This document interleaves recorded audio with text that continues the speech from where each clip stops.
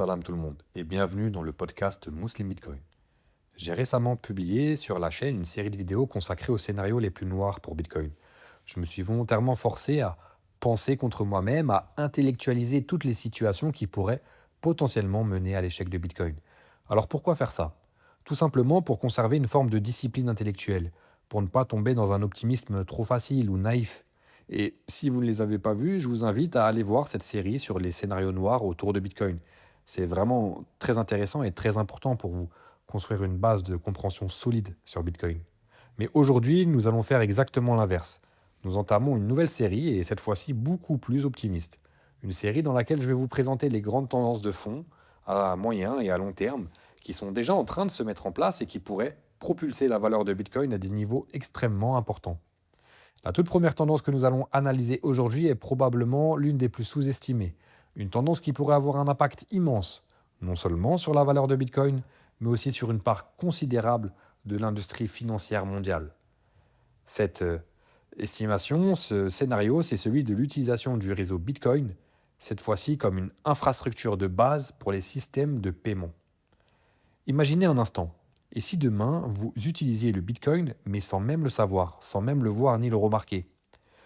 Vous n'utiliseriez pas du Bitcoin en achetant du BTC sur vos plateformes d'échange habituelles, ni en téléchargeant un wallet, ni en vous questionnant dans un débat avec vos frères et sœurs à la mosquée si Bitcoin, pour la 20e fois, 30e fois, est considéré comme halal ou comme haram.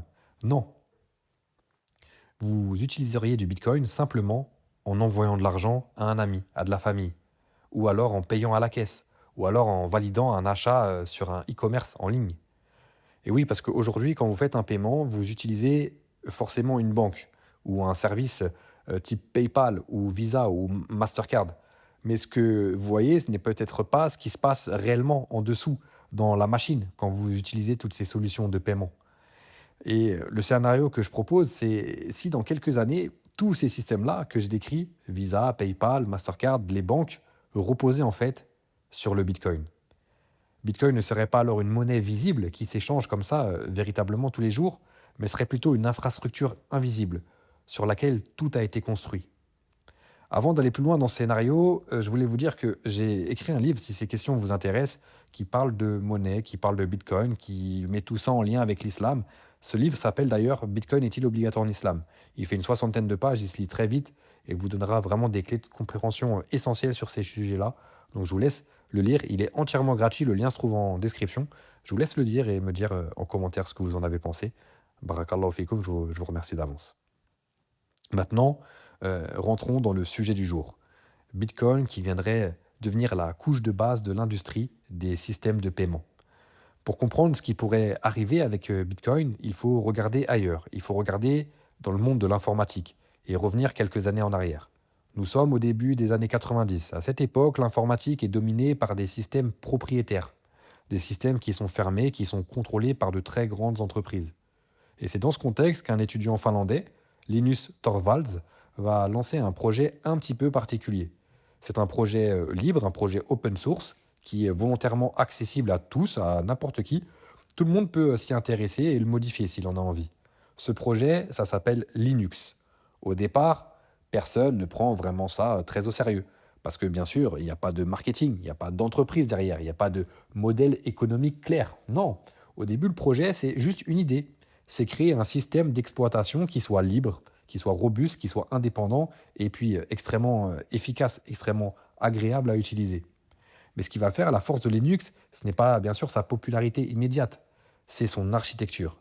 En fait, ce que Linus Torvalds va créer comme système d'exploitation libre est en fait extrêmement bien fait. Le système est très performant, il fonctionne très bien et surtout, petit à petit, des développeurs du monde entier vont commencer à s'y intéresser, à y contribuer, à proposer des améliorations, des modifications. Et au fur et à mesure, le système va s'améliorer. Il va devenir de plus en plus stable, de plus en plus sécurisé, de plus en plus flexible et surtout beaucoup plus fiable que les systèmes privés et propriétaires des grandes entreprises du secteur informatique de l'époque. Et donc, résultat de tout cela, les entreprises vont commencer à utiliser Linux. Et bien sûr, ils ne vont pas utiliser Linux pour le mettre à disposition de leurs clients finaux, parce que Linux, c'est open source, c'est gratuit. Non, Ils vont pas utiliser Linux pour leurs clients directement en leur mettant à disposition, mais ils vont utiliser Linux pour créer par-dessus les infrastructures pardon, de leur propre système d'exploitation. Microsoft va utiliser Linux pour créer le système d'exploitation Windows. Et Apple va faire la même chose pour créer macOS, par exemple. Et donc, aujourd'hui, Linux est partout. C'est la couche de base de absolument tout, presque, ou presque en informatique. La majorité des serveurs Internet tournent sur Linux. Une grande partie du cloud mondial repose sur Linux. Le système Android, qui est utilisé actuellement par des milliards de personnes, est basé sur Linux. Et pourtant, la majorité des gens n'ont jamais utilisé Linux directement, ne serait-ce même qu'entendu parler de Linux. Ils utilisent des applications, des interfaces, des marques. Voilà ce que font les gens au quotidien avec l'usage de l'informatique. Mais derrière tout ça, ils ne savent pas que c'est Linux qui fait tout fonctionner, qui fait tourner le monde, littéralement. Pourquoi? Parce que Linux n'a pas gagné en devenant visible. Linux a gagné en devenant le choix le plus efficace, le plus fiable, le plus logique économiquement. Linux n'a pas remplacé les autres systèmes. Il est devenu ce sur quoi tous les autres systèmes se reposent. Maintenant, revenons à notre sujet, revenons à notre sujet des systèmes de paiement, à la finance des systèmes de paiement. Quand vous envoyez de l'argent aujourd'hui, vous avez l'impression que tout est simple, que ce soit pour payer en magasin, simplement en posant votre carte bancaire sur un terminal de paiement, que ce soit pour valider un panier sur un site e-commerce, ou même pour envoyer de l'argent à un ami via PayPal ou d'autres applications. Vous cliquez, vous validez, et c'est terminé. Tout vous donne l'impression que c'est instantané. Ça paraît dingue, c'est presque magique. Tout vous semble simple, mais en réalité, ce que vous voyez, ce n'est qu'une interface. Derrière, le système est lent, complexe, extrêmement lourd. Un système de paiement international peut mobiliser jusqu'à une dizaine d'intermédiaires en réalité. Dans certains cas, on parle de 10 à 11 acteurs différents. Il y a votre banque, une banque correspondante, des chambres de compensation, des réseaux comme Swift, la banque du destinataire, des systèmes de règlement, des contrôles de conformité qui interviennent quasiment à chaque étape. Et chacun de ces acteurs, dans tout le processus du paiement, va prendre du temps, va prendre des frais, évidemment, pour se rémunérer et ajouter un petit peu de risque. Parce qu'à chaque étape, votre paiement peut se retrouver bloqué pour respecter telle ou telle loi, peut se retrouver mis en attente, peut se retrouver gelé, analysé, contrôlé. Conséquence de tout cela, un paiement international peut prendre 1 à 3 jours, dans les meilleurs des cas, mais parfois beaucoup plus, selon les types de paiement, selon les pays et les contrôles qui sont imposés. Et puis surtout, le règlement final, le règlement définitif, ce qu'on appelle le settlement, c'est-à-dire le moment à partir duquel le paiement ne peut plus être remis en cause, le moment où le paiement devient irréversible, définitif, incontestable. Alors cette étape de settlement peut être encore plus long. Ça peut prendre parfois 1, 2 semaines avant d'en arriver à cette étape définitive. Pendant ce temps-là, l'argent il peut être bloqué. Les contreparties qui sont en attente de paiement prennent un énorme risque et le système reste très fragile. Et forcément, à tout cela s'ajoutent des coûts importants. Chaque intermédiaire dans tout le processus va forcément prendre une commission. Ce qui fait qu'un paiement international, je dis international, mais même un paiement national à l'échelle locale, peut coûter entre 3 et 7 parfois beaucoup plus cher selon certains systèmes utilisés. À l'échelle mondiale, cela représente des centaines de milliards de dollars chaque année. C'est une industrie entière qui est basée sur le simple fait de transférer de la valeur. Mais il y a aussi un coût dont on parle très peu, c'est le coût structurel. Faire fonctionner ce système nécessite des milliers d'institutions financières, des dizaines de milliers d'employés à travers le monde, des infrastructures physiques partout dans le monde avec des bureaux, des serveurs, des systèmes informatiques complexes. L'industrie des paiements et des services financiers emploie des dizaines de milliers de personnes à travers le monde, avec des coûts salariaux, des coûts immobiliers, des coûts énergétiques, et tout cela pour faire circuler de l'information sur qui doit de l'argent à qui.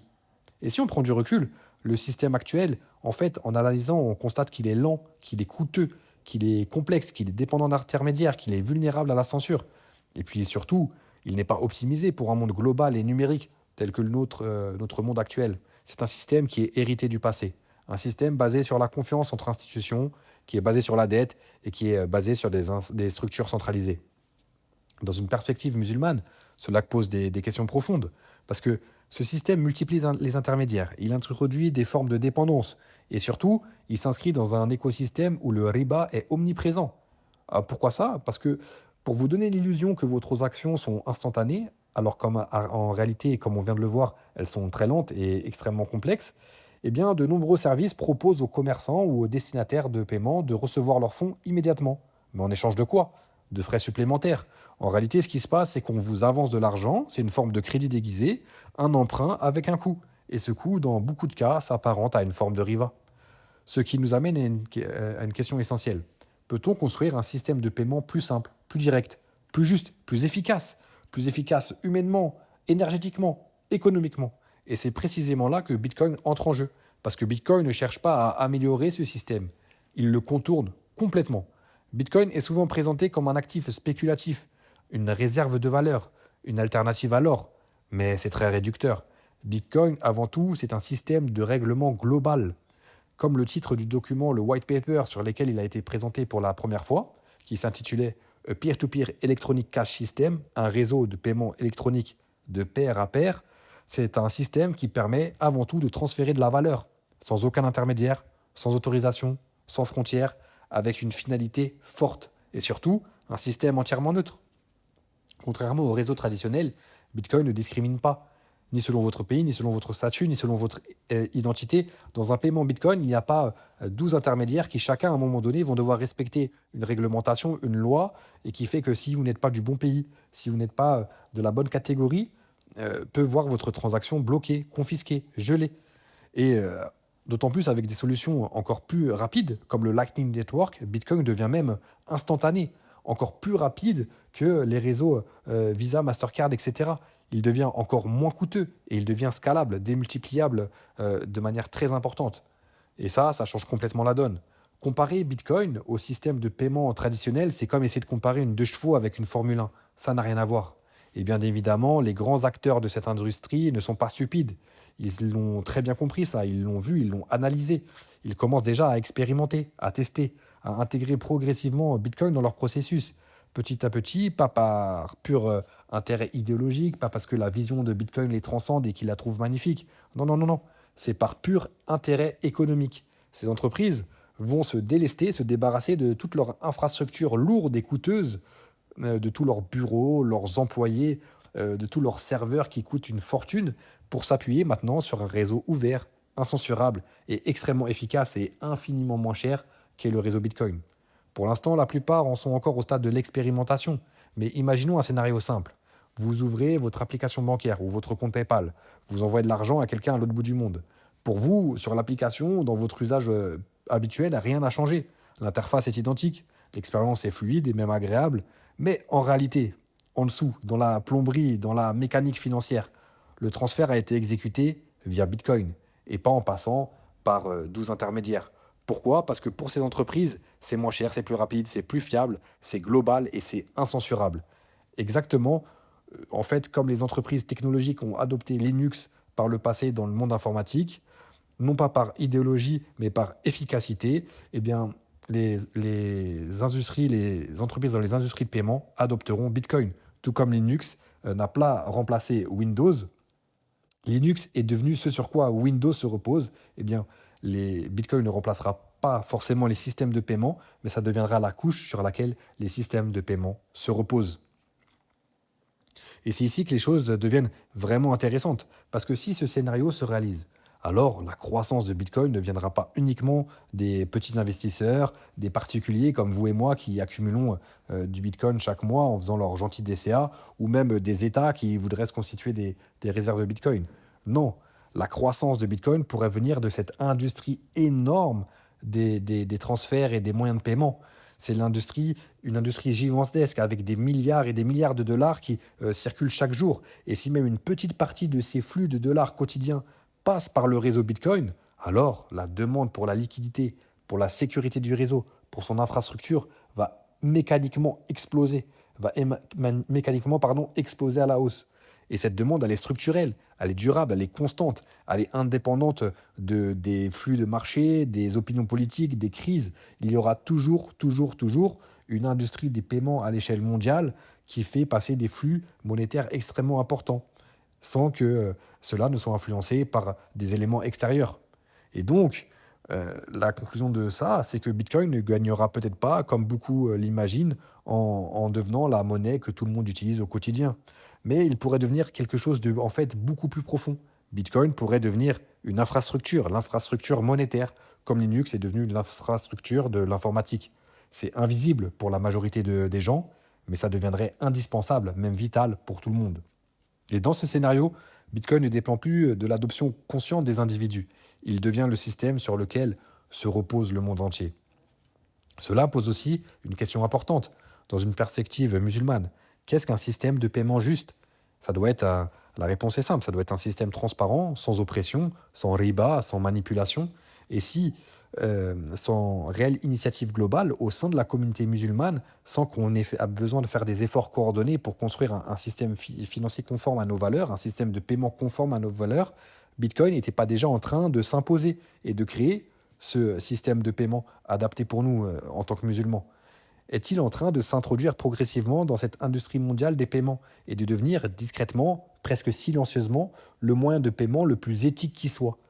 Et ce que je trouve particulièrement intéressant dans cette hypothèse, c'est que, au-delà même de son impact potentiel immense sur la demande et donc sur la valeur, sur le prix du Bitcoin, c'est que le système financier, le système de paiement, qui est profondément inefficace et aussi injuste, bâti en partie sur l'injustice et le riba, pourrait être transformé progressivement, sans rupture, sans révolution, sans brutalité, par quelque chose de plus simple, de plus neutre et de beaucoup plus conforme à notre éthique musulmane. Voilà, j'espère que j'étais suffisamment clair dans cette tendance de moyen et long terme qui est selon moi fondamentale dans la valeur que va prendre Bitcoin sur les autres années. J'espère que vous avez apprécié cette émission et je vous dis à très bientôt pour une nouvelle, Inch'Allah. Salam.